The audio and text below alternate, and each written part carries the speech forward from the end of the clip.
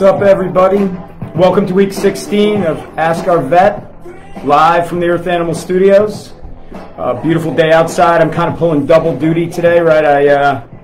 Seeing patients curbside this afternoon, so pardon, I may be a little sweaty. We just ran in to do the show, and then back again to see some patients this evening. So long day, but a good day, and this is a good break to sit and talk to everybody out there. So this is great. I started with a little Earth, Wind, and Fire today. Our retailer of the month is in Illinois. So we, as I've been trying to do, is match some music up with people from that state. So Earth, Wind, and Fire from that state, we started with them. And I would be remiss if we were talking about bands and artists from Illinois not to get into a little blues later on. So we'll see if we can, what we can play later on as we're going out. Hi, Dr. Barry. Thanks for tuning in. Anyway, so welcome to Ask Our Vet. Today's one of my favorite shows that we do. We do this once a month, and it's the kind of consummate Ask Our Vet, right? It's your questions on really anything veterinary related you want to talk about. So hopefully you guys have some questions lined up. All right. Anyway, so let's talk a little bit about. We'll start out with our COVID update as we do every week, and then we'll get into our questions. We'll also talk about my Earth Animal of the Week. I've had several this week to choose from, but as I'll tell you this morning, hey Kirsten, thanks for tuning in. When I left my house early this morning, and I saw various wildlife today, so I just want to talk about that a little bit. It was what a great way to start your day, and I'm just seeing more and more. So we'll get into that in a little bit, but let's talk COVID quickly. As you see now, as we're entering, we talked a little bit about this the previous couple weeks, as we're entering into kind of phasing back, if you will, phase 1, phase 2, different places. There's certain areas of the country that are becoming hotspots that previously weren't. I do suspect, if you kind of look where these are, that we're getting some lapse in social distancing, mask wearing, and that sort of thing. One of the things that caught my eye this morning, and, I realize to a degree, and I certainly do not want to get political, but I do want to say that, this is a virus, and to me, we should be, it doesn't matter what your political affiliation is, we're all a team here, and we need to approach this correctly and smartly. And that's social distancing and wearing masks. And, I did see that the Georgia governor put a stop to the counties and some of the cities requiring masks. And I don't really understand how and why. It baffles me. You're seeing what we're doing in Connecticut, New York, Massachusetts, on the East Coast, where they are phasing back in. We are getting back. And I know it's not as quickly as people would like, and I understand that. But I think, look at the numbers. Just look at the numbers. Social distancing, wearing masks, good washing your hands, all that stuff, it works. So if we can all just get together and get on the same page, state by state, nationally, and do this, it really, really is important. And exactly, Hope, let the science lead. I understand that people are going to have disagreements. I understand that people are hurting from this, their businesses and everything, and I understand that. But if we look at a place like California now, all of a sudden they're getting spiking cases and they're going backwards. So if we just have to band together and just be on the same team. If we look out for one another, and we look out for our neighbor, and we look out for our family members, and we do this correctly and smartly, it's going to minimize sickness, it's going to minimize business closure, and it's going to minimize loss of life.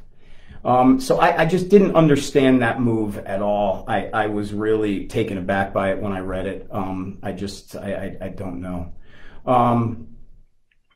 So anyway, that's it on COVID. I read that today, and I just had to say something about it, because I just, for the life of me, do not understand to make an executive order like that. I just don't get it. All right.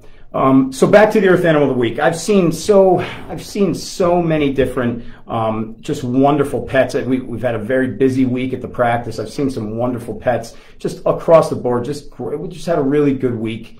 And I have several animals that I want to talk about over the coming weeks. But today I wanted to talk about I knew I had a busy day today. I got up really early. I left my house not long after 6 o'clock. It was just a gorgeous morning this morning. But I have my coffee in my hand. I walk outside. The first thing that greets me is the little baby bunny, and we live near the shore, and every year the bunnies come up from the rabbits come from the area, and they have babies up in our yard somewhere, and we always have a little nursery of rabbits going on, and they grow to a certain size, and then they go on their way. And so this little rabbit they just greeted me when I walked out of the front door, just basically eating most of my flower bed, and that's fine. That's that's what it's there for, right? But it wasn't very long after that when I got my car, and then I saw an owl, okay, and drove through this marshy area and saw a heron, and and I've been reading as well, recently, and how there's so many more animal sightings around. It's simply because there's just not the level of traffic that's out there that was, and we've encroached on all this land, but at the same time, these animals are feeling a little more comfortable branching out because it's not as busy. So it's really amazing when you can kind of see just nature in action and just multiple phases just start your day. To me, it was just a great way to start my day. So I really thought I'd mention it. It was pretty cool. So anyway, so today we're going to talk anything and everything veterinary. Whatever you guys want to chat about. I appreciate you being with us. I know Stephanie has a question, so we'll start with that. Are you going to start transitioning from curbside in phases? Yeah, so I don't know if anybody saw it. I posted earlier, we had posted a quick little video of me at the clinic a half hour ago, whatever it is now. And we're still curbside, right? And I think, yeah, the plan is to start transitioning. We are likely going to be curbside probably through August. And again, it depends. I think the way that all of this is in flux, right? And all of this could change if things start to cases are going down in this area. So, if that continues, obviously the transitioning through all the phases continues, and that's something we're going to do. We still have to be very cognizant of numbers in the clinic and people like that, but that's something that, we're going to start to work back into. And I think, again, subject to change, right? Stephanie, I know you're out on the island and you're planning on doing the same thing, and we just have to monitor. We have to go and monitor what's happening out there and just stay on top of it, right? So we'll do that. But yeah, that is the plan. And obviously, and I will tell you, as you know, Stephanie, being outside in July and August with a mask on, not remotely ideal. It's tough. And, there's street traffic. It's tough to hear. You have a mask on. For me, obviously we would all switch back to the old way of doing things and everyone coming in. I'd do it tomorrow if we could, but that's not smart. And it's something that we just continue to slowly transition to. All right. And hopefully it continues to go forward. That's all we can hope. Oh, hey. So again, Hope, let science lead. You're exactly right. And thank you for joining in, and we'll see you on Tuesday. Hi, Marianne. Okay, so let's get to some questions here. So Daniel asks, wisdom dog food release. So great question. One of the things I will tell you, it looks like we're going to dedicate an entire show to wisdom. Probably in roughly 4 or 5 weeks, there is going to be a fall release of wisdom. Plan is in September, likely, and it's going to be regional first to roll out.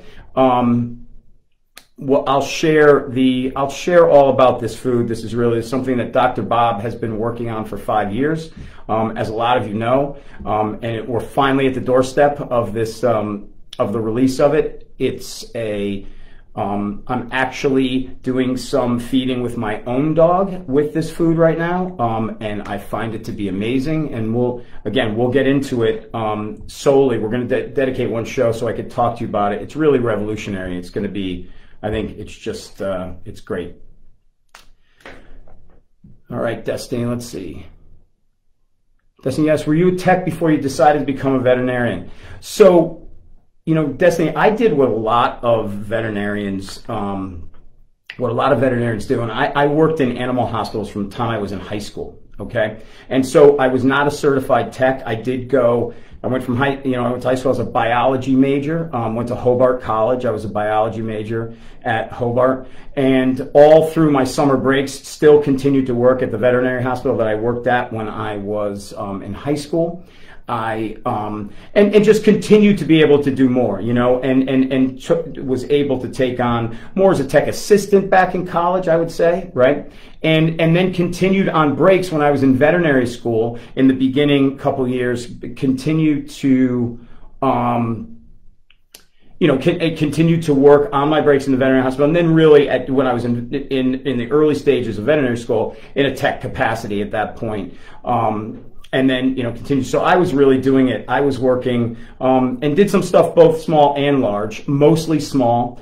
And then, you know, I knew at a very young age that I wanted to be a veterinarian, and so I couldn't really get enough of being inside and seeing, you know, just seeing the doctors work. I could never get enough of it. I loved it. And while I was up at college, even at school, I would work on weekends. When I was in veterinary school, I used to work at a clinic on the weekends as well. So because nothing prepares you better than just being around it and seeing it on a daily basis. So that was kind of my path. And I do know a lot of technicians then do go on to become veterinarians, and I think it's a wonderful transition because I know from my 25 years now being a veterinarian, I know so many veterinary technicians, and their knowledge base and their skill level never ceases to amaze me.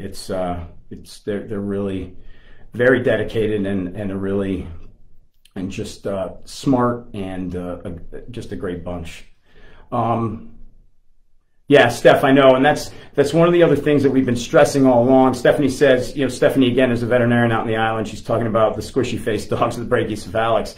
This is tough weather for them to be outside. That's why we always remind people to stay in their cars with the air conditioning until we can come out and get them. But it's been hot and the air quality's been terrible, and so yeah, and just, you know, no one's comfortable in it. No one's comfortable in it. The owners aren't comfortable. You know, it's hot outside.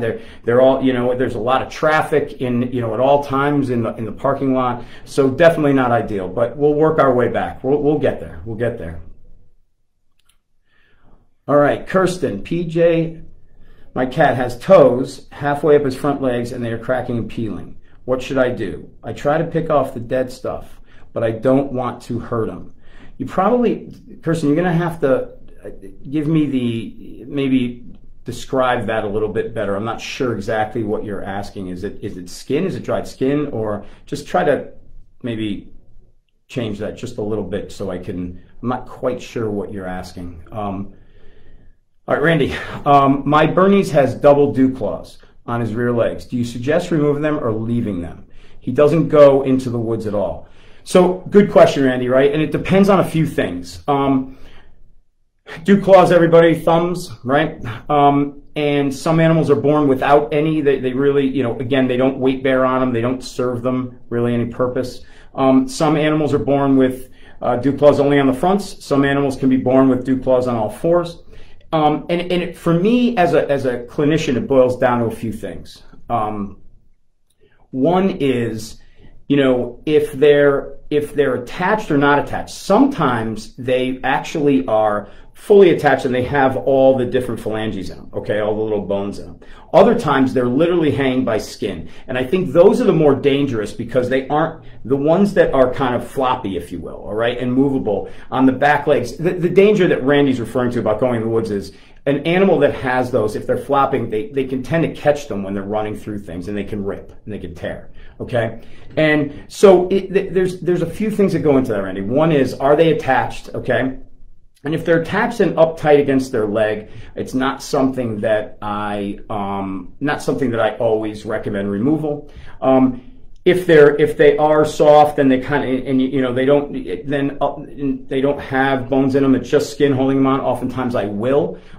Something that if they're young, when they're spayed or neutered, is something that's easy to do. Okay, so it depends. It's kind of case by case. All right, but I would say that if and again, age-wise, because it's something that, okay, if they're older and they never had them done and they've done okay, you may not choose to do it unless they had an incident or they're going under for a dental or something else.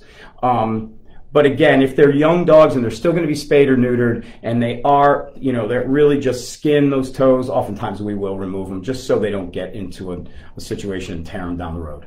All right, and they really do. That's a really very kind of easy, benign procedure to do while they're under anesthesia. Hey, Marianne, thanks for tuning in. You found a hard lump under George's a mammary lump, okay, and they biopsied it and it was benign, but the lab suggested to remove it. Well, depending on what they see, you know, one of the reasons why we talk about, you know, spaying and neutering as well, but spaying specifically in female dogs is that, you know, with hormones and things, their chance of things like mammary cancer can go up down the road. And so, you know, it is something that does help with that. The other thing too is, you know, we'll do needle aspirates of some, you know, when you find a lump on an animal, there's several different, you know, obviously your veterinarian will feel it and make recommendations. You know, some may be, I believe it's this, we can watch this for a short period for any growth or changes. The other option is removal, obviously, and the middle option is a needle aspirate. And what you can do is you can get a needle aspirate, you can put it on slides, and you can send that to the pathologist, and they can then look at the cells, and oftentimes, not always, but oftentimes they can determine what a mass is just on a cellular level. Okay, and so sometimes if they look at something, it may be benign, but have some different characteristics that it may morph, or they may, you know, see that it's mixed. Sometimes you'll get it where it's mixed, where they still think it's benign. It doesn't have what they call a high mitotic index, which is, you know, that these cells aren't rapidly dividing or rapidly growing, but they may see something that just says, well, we better get this off because down the road this could be an issue. So that's a possibility here. And they're just also trying to err on the side of caution. And you know, one of the benefits to needle aspirates is obviously it's not an invasive procedure, right? It can be done right at the visit, you know, oftentimes right there at the visit. And you know, you don't always get a definitive answer, but oftentimes you can get something that gives you a pretty good idea of what you're dealing with. Okay.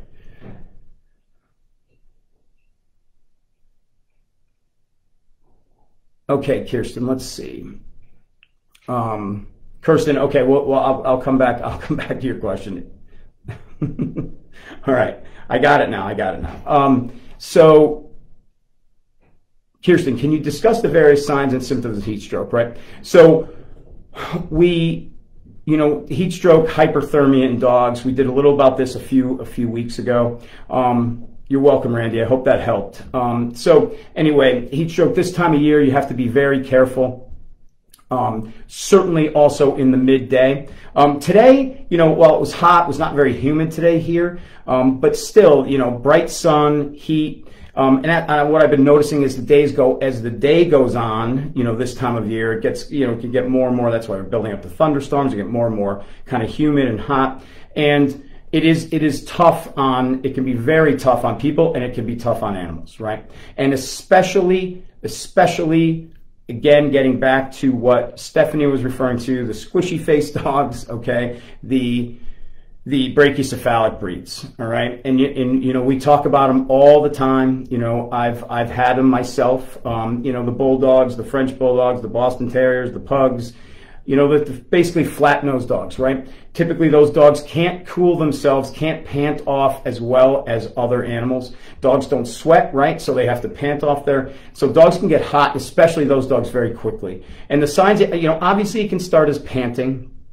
But then you start to build up to things like excessive panting, drooling, okay, lethargy, things like that. And so, you know, the rule of thumb is basically this time of year when you walk your animals, no matter what the animal is, you want to try to do it in the early mornings or the early evenings, you know, the late in the day when the sun is not at its highest, it's not as hot. You want to limit their exposure outside. Even early and late this time of year, most of the you know, the bulldogs, the Brady's Falcon dogs, you know, it's not good weather really to have them outside. You basically go outside to go to the bathroom and back in. This is not really great walking weather for them at all. And you just have to be cognizant of your surroundings and cognizant of keeping them outside for any real length of time. And it's going to get worse as we get into, you know, as we get into late July and we get into August. You know, weather's going to get hotter and it's going to get worse. So I think there's a lot you can do you know, to prevent that. And it's another thing too is that you may not realize. And I think this time of year, especially, and I've heard several people talk about this, say you have a pool out and you have your kids and their friends and they're playing in the pool, all right? And you know, they're in the pool, you're in the shade, and the dogs are out, but the dogs are running back and forth because the kids are playing in the pool and splashing. We have to be careful situations like that too, because remember, they're not in the pool, you know, and they're out in the heat, and they can overheat doing that. That's something that I see fairly commonly this time of year. With the various types of dogs. Okay, so I think you have to be really careful. But I think if you take the precautions and you don't have them out, picnics, things like that, family picnics, you can have, you know, obviously you like your animals to be outside. You just have to be very, you know, what kind of day is it? Is it bright sunshine? Is there shade? And just limit their exposure outside because they can heat up pretty quickly. And if you're busy doing other things and they're running around, you may not be able to recognize it, you know, as quickly. Right. So, good question, Kirsten. Thank you. All right, Kirsten, let's go back. Yeah. So anyway, the dew claw, right? So the high toe, we'll call it. All right. So the dew claw, these, right? If they're, you know, obviously again, not weight bearing toes. But they still do have oftentimes the same kind of padding on them. They can get what they call hyperkeratosis on them, where they get this, they get an overproliferation of that kind of hard pad material. And that can, you know, that can look crusty and things like that. Depending, sometimes if there's dry stuff that's flaking off, you can peel it off. But a lot of times you have to be careful because you're right. That is connected to vascular tissue underneath it. So even though that's you know, really very hard and not vascular tissue, underneath it is. So sometimes some animals need, you know, topical application of things, sometimes vitamin E, sometimes other things. So and you know, so the point is, Kirsten, next time he's in, let me take a peek at it. All right. That's good, Marianne. That's always a good thing. I thought they did. I thought she was, and so that's always a good thing that she is spayed. Hey, Candace, thanks for checking in. Thanks for checking in. How's Bronson? I hope we're doing well. Hey, Teresa, thank you again. All right, Angel. Hi, Angel and Hendrix. Hendrix has what I think is a skin tag. He has no response to me touching it. Its size, density, it has not changed in well over 6 months. I was going to talk to you about it as annual, but COVID. Is that something that should be looked at? Or is it normal in an 8-year-old dog? So can I say yes to both? Again, he should be in pretty soon, Angel. Just, point out, let's take a peek at it. Skin tags are very common at that age. Skin tags are pretty, a lot of people call skin tags, a variety of things. Skin tags are really very similar to the same things that you can see on people. It's just a little fleshy overgrowth that oftentimes will grow off the skin, almost like in a tubular. Okay, but they can come in different colorations, different sizes. sometimes I have people that come in and, you know, a lot of them can be dark in color, and I have people that come in and because they're bleeding because they thought they were a tick on the dog and they were pulling on them, unfortunately. But yeah, it's something we can take a peek at it. But yeah, most of the time, if it looks like a skin tag, it very well may be. Just mention it to me. I'll take a peek at it when I see you guys. But and oftentimes it is, and oftentimes there's nothing to worry about. All right. Hey, Vanessa and Gidget.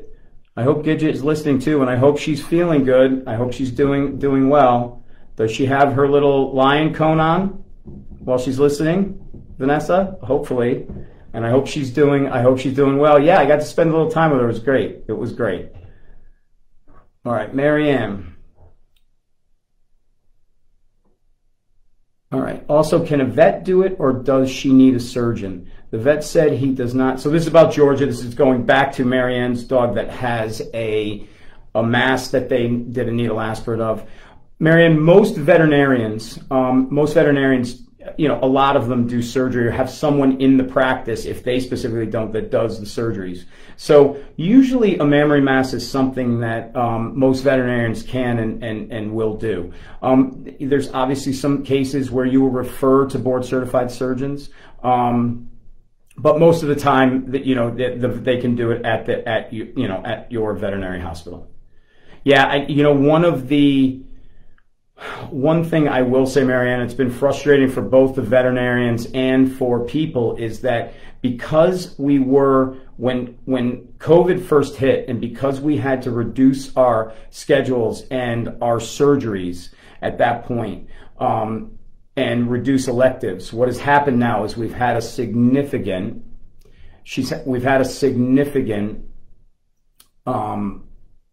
backlog of surgeries.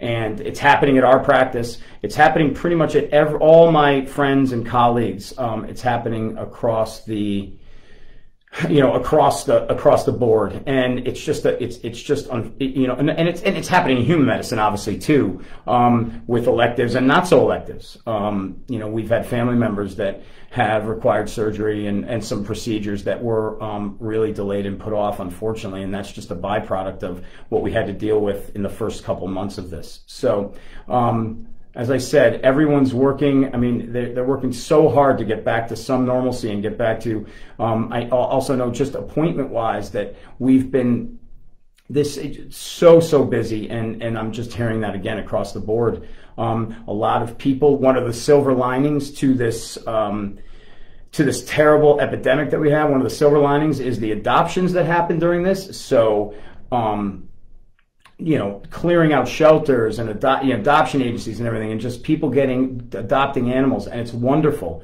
But there was you know, kind of sequelae things that happened because of that. Amazingly, a lot of products that we use often at the practice were out of stock or back ordered, right? And, you know, one, because of the COVID, and two, because of the sheer number of animals that had come into practices across the country, and just they were not being able to keep up with demand on certain items. Just things you wouldn't have thought, you know, would happen. Things that you never thought would be back ordered or not available. Things we use every day, all of a sudden. So we've had to really adapt during this, and we've had to, you know, just in the face of this, it's so unprecedented, and really just on a daily basis adapt and you know, go in one direction or the other based on, you know, just doing what we can to try to bring some normalcy, right? So it's been challenging for everybody, for sure. Oh, I'm glad Bronson is doing well, of course. Hi, Pamela. Let's see. Sonny is still regurgitating fluids every so often. I'm worried. Do you think that is the heat? Well, are you air conditioned in your house, Pamela? So usually, I mean, if you can keep the inside comfortable, the heat should not affect them. If it's comfortable in the house, they go out for a short period and come back in. So as long as it's cool in the house, then it shouldn't be that. You know, I think primarily with Sonny, it is primarily the GI tract, in this case, I think. But anyway, we'll talk. I'm glad that her eye looks great, Vanessa, and I'm glad that she's wearing her special little lion cone. That's good. That's good. Let's see, Heather. Hi. Is there any way to prevent subacute sebaceous cysts? And if they rupture, what should I do? So that was interesting because I just saw ruptured sebaceous cysts today. So sebaceous cysts, or epidermal inclusion cysts, as they refer to them now, but they're sebaceous cysts, right, are very common across all breeds. But certain dogs have not necessarily certain breeds, although some do, but certain dogs have a predilection to getting these cysts. And they're the same type of cysts, that sebaceous cysts that people get. You know, what produces our oils for our skin are these sebaceous glands, right, that sit under the skin, and they produce this product called sebum, which is basically what helps kind of protect our skin and oil our skin. And so a lot of times if they get clogged, they start to grow, and you can feel them. The difference a lot of times between a growth on an animal that can be on the skin or under the skin, you know, these are in the skin. You can feel them, and they're pretty characteristic on how they feel. They're very spongy. And, you know, I would say if an animal's predisposed, there's not any necessarily way that you would prevent them. When they rupture, if anybody's ever had a dog that's had a ruptured sebaceous cyst, epidermal occlusion cyst, what happens is they'll open up, they'll pop, if you will, and the substance comes out, which some people, you know, is gross to some people. It's very thick. And it can be a little bloody, obviously, if they rupture. But if they rupture, what I tell people to do, if you're at home, I do like at some point for you to bring them to your veterinarian, because your veterinarian should look at it. Sometimes they're infected, so they may need to do something accordingly with that. But the first thing you want to do is you want to clean it off. You can use peroxide, on a little gauze or cotton. And you want to clean off the debris, because what does happen is that debris from inside the cyst will catch in the hair of the dog and almost cause and will plug it up, which can lead to more infection. And so you want to get that stuff off and just clean it up just around the top of it. The good news is, often they're not painful at all to the animal, and sometimes they'll rupture and then go away. Okay, so without really much intervention. But the first thing you want to do is clean them. Okay. Michael, hi, Dr. Chris. Any advice for an older 3-legged lab? He's taking the Nature's Comfort tabs and they seem to be helping. I just want that back leg to last as long as possible, and he struggles getting around if he walks too much. Let's see. Anything I can do to help strengthen, or other supplements like glucosamine he could be taking? Yes. So it's a good question. And you're doing the Nature's Comfort. So you're doing the CBD. The Nature's Comfort has the tabs have some other things in it that can help in an older lab, especially immune system wise. There's turmeric as well, so that you get the anti-inflammatory of that. So that helps. But I do most of the time recommend that my mature older patients are on supplements that have glucosamine, chondroitin, MSM. Some of the newer ones have some really, really cool additions, hyaluronic acid. And we are also at Earth Animal looking at that.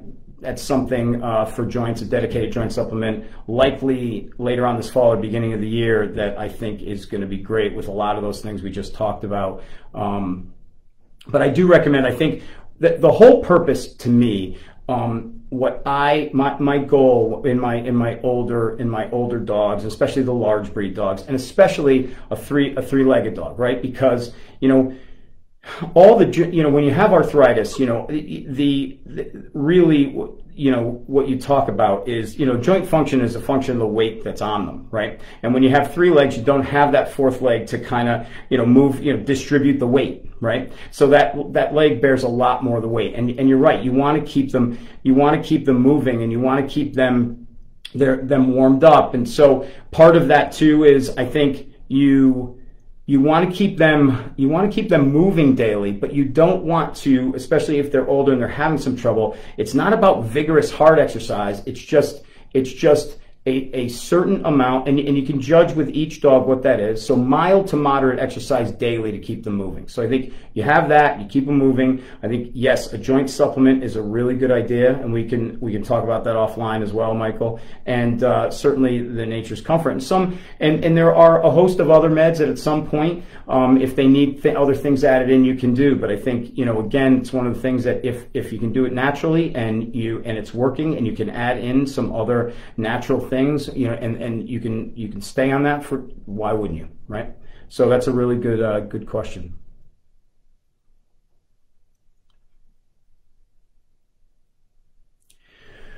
So Candace asked, what do you recommend for a growth right below the tail and above the boom boom? I believe you said it was fatty tissue growth, but it seems to be increasing in size. So, whenever you talk about a lump on good question, Candace, whenever we talk about a lump on your animal or any animal or person for that matter, every one is individual. Every animal is different. Every person is different ages, different secondary, other issues that they might have. So it really is, you really have three options when you have a growth. One is watching it for change, watching it for growth.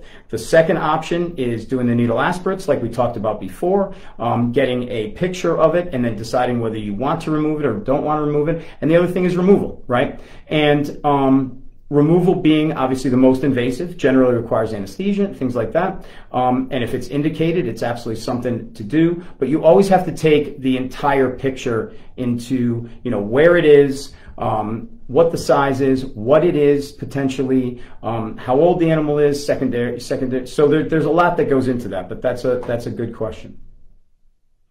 So Stephanie making that point that like Marianne was making, where they said that they don't have anything till October. You're booked out until September. We're trying to find more and more spaces to do things that come up along the way.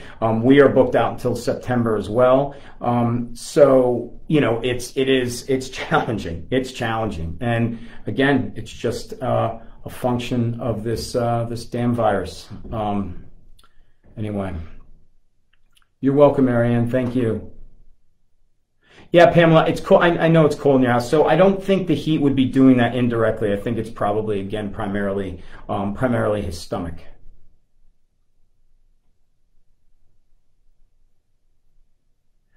Marianne, she takes RX vitamins.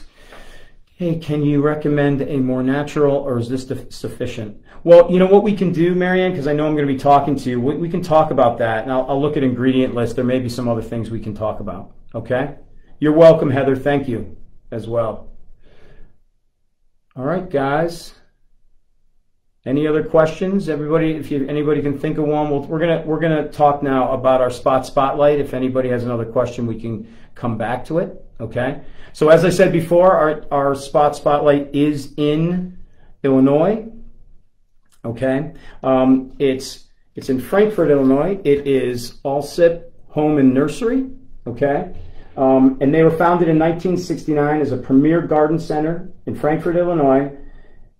They've evolved into a specialty retailer with prestigious reputation in the market and a beacon in the community to many loyal customers. As a way of encouraging the animal lovers of Frankfort to shop local, they created the Chew Crew, which I love that name. A premium pet membership that offers many benefits. So the members of the Chew Crew get 5% off and free shipping on their monthly pet food subscriptions, 10% off their pets' toys and treats, and receive a freebie every month with their subscription. So that's a great idea.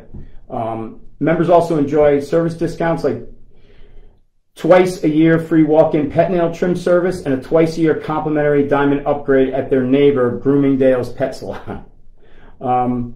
And they often throw in some extra special discounts and special offers exclusive to Chew Crew members. They're well stocked, and this is important, with Earth Animals organic herbal remedies, and of course, the dog's favorite, no-hide chews. So everyone in that area, join that Chew Crew. It sounds like a great deal. All right. All right. So as we do every week, we have a password, and the first person that calls. Allsip with this password is going to get a $50 gift certificate, okay? So again, please be local. That's the whole point of this. We're trying to get everyone to go out and shop locally, right? So here's the password, Ducky. First person to call and say Ducky, $50 gift certificate also. Thank you.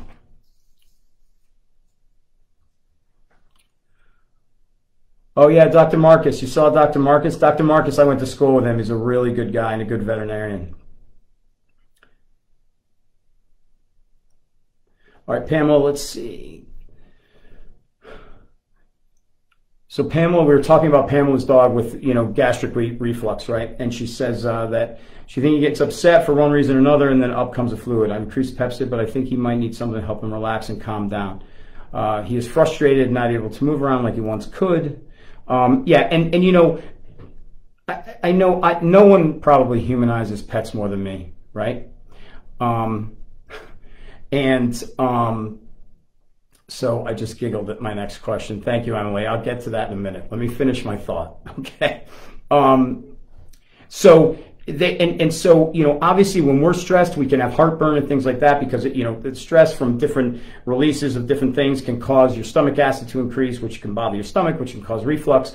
Pets are no different. Some of the most anxious pets, it's not a coincidence that some of the most anxious pets that I see also have GI problems, either reflux or gas or diarrhea or chronic vomiting. And so, it is something that absolutely can happen. And, like I said, I know I humanize them, but they have emotions, they have all the same, and they can feed off our anxieties. And certainly times like this, there's a lot of anxiousness going around. So I don't doubt it, Pamela. I don't doubt it. All right. Emily B. So I think we'll probably leave on this question because this is a good one. Emily B. Saws, Dr. Chris, why do my dog's feet smell like Fritos? So I don't know the reason why a lot of dogs' feet smell like corn chips, Emily. I think that my suggestion would be probably not smelling them often. Remember, their feet are in everything. They don't wear shoes, right? So anyway, good question though, Emily, and thank you for watching. Thank you for watching. Okay, everybody. I think that's it for week 16. Tune in next week. We're going to talk. Next week is, I think, really interesting. We're going to talk about the top current trends in veterinary medicine. All different trends that I'm seeing. We're seeing on a national basis, and I think you'll be really interested in it. There's some cool stuff in there, and great stuff to talk about. Okay, so we will do that. Thank you, everyone, for tuning in. I really enjoy doing this, and so as long as you keep watching, we'll keep doing them. I really like it, and it's a good, kind of different break in my day. So thank you. Again, getting back to the Illinois Music Connection, I think that I would be really not doing my job if we were talking about Illinois and Chicago and we didn't play at least a little blues in this, right? So there's actually a lot of good music that's come out of, obviously blues we know, but a lot of good bands have come out of Illinois, so it was tough. But I thought we'd play just a little Muddy Waters to end our show today. All right, well, thank you, everybody. I appreciate it. Stay safe. Have a good weekend. I know we have one more day, but it's close, right? And we'll talk soon.